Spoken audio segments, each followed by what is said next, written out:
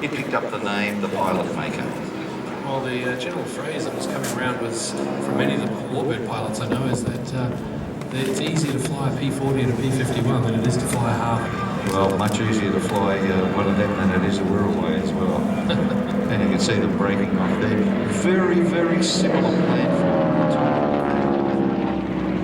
It's great to see these aircraft down here, and they are still performing in the role for which they were intended.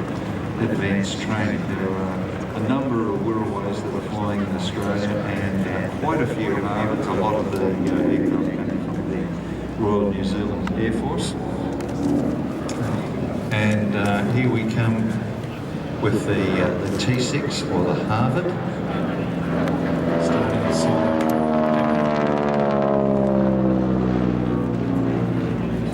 The Harvard first flew in April 1935. Uses a Pratt & Whitney R1340 radial engine that produces about 550 horsepower. And the last Harvard to be produced was a Harvard 4 in Canada during the 1950s. So it had quite a solid production run. It was basically North American aviation. It was an evolving design. They were very, very successful from the outset at North American when they started to build aircraft, because they actually started off as an aircraft holding company. And when they started to build, they had the best designers. Dutch Kindelberger running the company. He really knew how to pick an aircraft design. This particular design has evolved out of our time.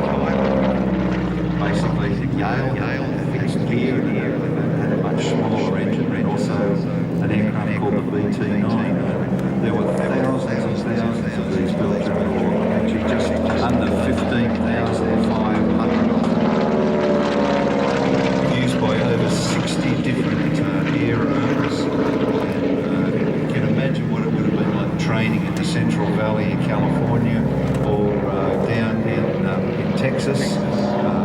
Even down at Corpus Christi there, as Pensacola, there's aircraft as well in the Navy. They've also been used to simulate Japanese Zeros in movies such as Tora Tora Tora and